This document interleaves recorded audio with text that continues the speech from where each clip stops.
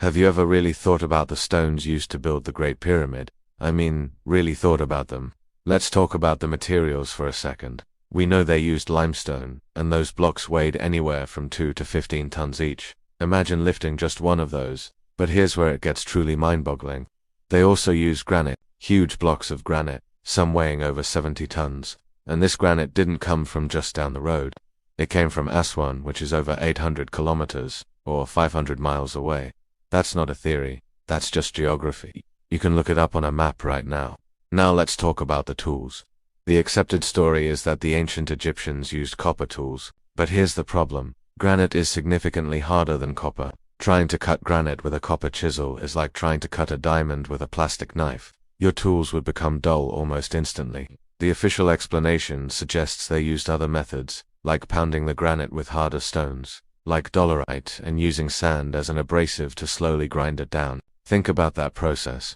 Pounding and grinding, over and over, just to make one cut. Yes, it can work, but it's incredibly slow and inefficient.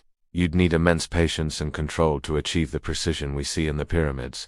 Now, multiply that painstaking process by the thousands of granite blocks used in the construction. The King's Chamber, for example, is almost entirely built from these massive, precisely cut granite blocks. The sheer amount of time and manpower required would be staggering, almost beyond comprehension.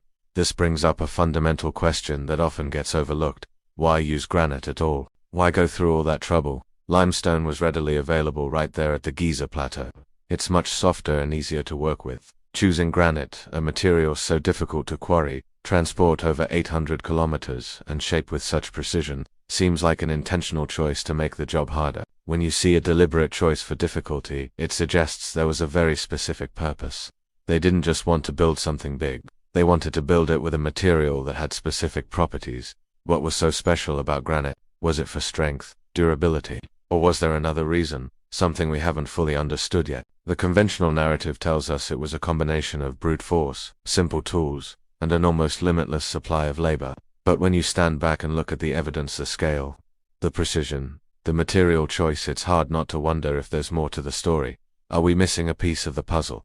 Perhaps the ancient builders had knowledge or techniques that have been lost to time. Thinking about the granite problem doesn't mean you're a conspiracy theorist. It just means you're thinking critically about one of the greatest engineering marvels in human history. The questions are valid, and the answers might be more incredible than we can imagine. What do you think? Let me know your thoughts in the comments below. Thanks for watching, and if you enjoy digging into these ancient mysteries, be sure to subscribe for more.